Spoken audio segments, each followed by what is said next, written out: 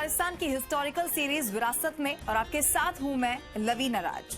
विरासत में हम आपको रूबरू करवाते हैं उन किस्सों की सच्चाइयों से जिन्हें आज तक आपने महज किताबों में पढ़ा होगा।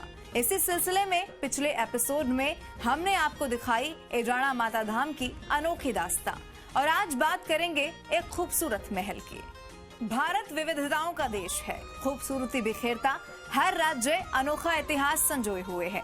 और जब बात सभ्यता की हो, बात इतिहास की हो और जब बात ऐतिहासिक धरोहर की हो तो आपके जहन में सबसे पहले राजस्थान आता है।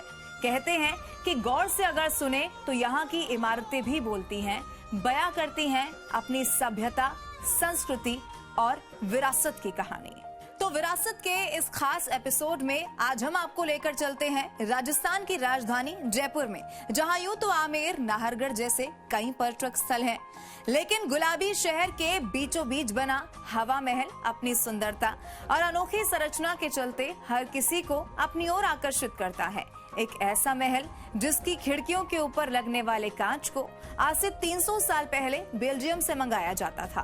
दुनिया का एकमात्र महल जो बिना आधार का है और जिसकी बनावट भगवान श्री कृष्ण के मुकुट जैसी है। तो आज हम आपको हवा महल की हर खास और हर जरूरी चीज बताएंगे। हवा महल का इतिहास आपको बताएंगे, हवा महल की संरचना आपको बताएंगे और सबसे खास इस हवा महल को क्यों बनाया गया और क्यों इसे हवा महल कहा जाता है, ये आपको बताएंगे। इसकी भी जानकारी आपको देंगे। वैसे हवा महल अपने भीतर कई रहस्य समेटे हुए हैं। बड़े बड़े वैज्ञानिकों ने इस पर शोध किया, लेकिन इसके राज कोई नहीं बता पाया। लेकिन आज आपको सबसे पहले हवा महल से जुड़ी सबसे जरूरी जानकारी हम दे देते हैं कि हवा महल को आखिर बनाया क्यों गया। इसके पीछे एक दिलचस्प कहानी है। एक बार जयपुर महाराजा सवाई प्रताप सिंह अपने निवास में भोज के लिए अपनी महारानियों और कुछ राज परिवार के सदस्यों का इंतजार कर रहे थे। बार बार उनको बुलावा भेजा, लेकिन महारानियां नहीं आई। आखिरी में सवाई प्रताप सिंह ने आदेश दिया कि इस बार वो न आए तो उन्हें काल कोठरी में बंद कर दिया जाए। राजा गुस्साए तो महारानियों को हाजिर होना पड़ा, लेकिन जब महारानियों की नाराजगी के बारे में पूछा गया तो उन्होंने बताया कि राजमहल की सुख सुविधाओं के अलावा वो जयपुर शहर को देखना भी चाहती हैं। यहाँ के प्रसिद्ध तीज त्योहार का जश्न देखना चाहती हैं।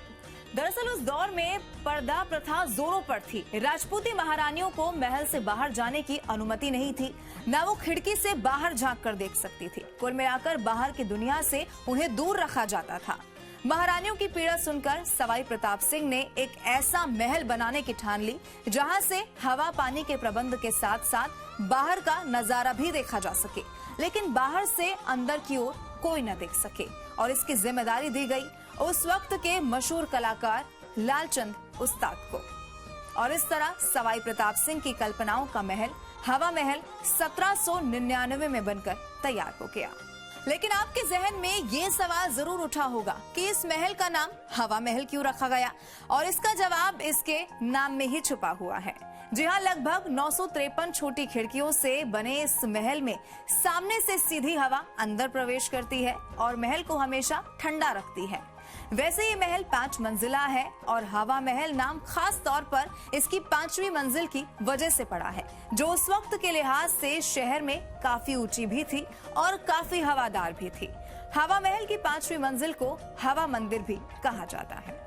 बात जब हवा महल की हो तो 5 रंगों की कहानी जानना भी बेहद दिलचस्प है। दरअसल हवा महल की एक और खास बात है, यहाँ की खिड़कियों के ऊपर लगने वाले कांच को बेल्जियम से मंगाया जाता था, लेकिन इसमें भी सबसे रोचक इन कांच के रंग हैं। खिड़कियों के ऊपर लगे ये कांच 4 अलग अलग रंग के हैं और इसके पीछे एक खास वजह है। असल में ये वो रंग हैं जो यहाँ के शासकों के राजध्वज में होते थे। दरअसल 1585 में जब मानसिंह प्रथम काबुल अभियान पर गए तो वहाँ के 5 यवन कबीलों को जीता था। उन 5 कबीलों के ध्वज अलग अलग रंग के थे, हरा, लाल, पीला और नीले के अलावा सफेद रंग। और फिर इन्हीं 5 रंगों को मिलाकर आमेर रियासत या फिर कहें कि कच्छावा राजवंश का राजध्वज बनाया गया और बाद में इसकी छाप हवा महल में खिड़कियों के ऊपर लगने वाले कांच के रंगों में भी देखने को मिली। अब आपके जहन में एक और सवाल आया होगा कि इस महल में इतनी खिड़कियां और झरोखे क्या सिर्फ हवा के लिए बनाए गए थे? नहीं, इसके पीछे एक और वजह थी। राज परिवार की रानियां, औरतें और दासियां पर्दे में रहा करती थी। वो इन्हीं झरोखों से बाहर के जयपुर शहर को देखा करती थी और इसी बात को ध्यान में रखते हुए इतनी बड़ी संख्या में झरोखे बनाए गए। जाते जाते आपको हवा महल के बारे में कुछ और भी जानकारी दे देते हैं। सवाई प्रताप सिंह के दिमाग में इस तरह के महल का आइडिया खेतड़ी महल को देखकर आया था, जिसे झुंझुनू के महाराजा भूपाल सिंह ने बनाया था। हवा महल को लाल और गुलाबी पत्थर से बनाया गया है और अगर इसके निर्माण कला की यानी कि वास्तुकला की बात की जाए तो इसमें राजपूत शिल्प कला और मुगल शैली की वास्तुकला का मिश्रण है। मुगल शैली की नक्काशी में मेहराब बने हैं तो राजपूत शैली में गुंबद बना है और फूल पत्तियों के आकर्षक काम के साथ खंभों का भी निर्माण हुआ है। जिस लालचंद उस्ताद ने इसकी डिजाइन तैयार की, उसी लालचंद ने जयपुर शहर की वास्तु योजना में भी सहयोग दिया था। हवा महल में 953 खिड़कियां हैं और किसी दौर में जयपुर महाराजा जयसिंह यहाँ विश्राम किया करते थे। आज हमने आपको हवा महल की खूबसूरती से रूबरू करवाया, लेकिन राजस्थान की विरासत के जितने पन्ने आप पलटेंगे आपकी जिज्ञासा और बढ़ेगी, कारण विरासत की अनगिनत किस्से और कहानियां। अब अगले एपिसोड में हम आपको लेकर चलेंगे राजस्थान के एक ऐसे रहस्यमय मंदिर में जहां रात को रुकने वाला इंसान पत्थर बन जाता है। जानेंगे क्या है हकीकत और क्या है फसाना विरासत के अगले एपिसोड में।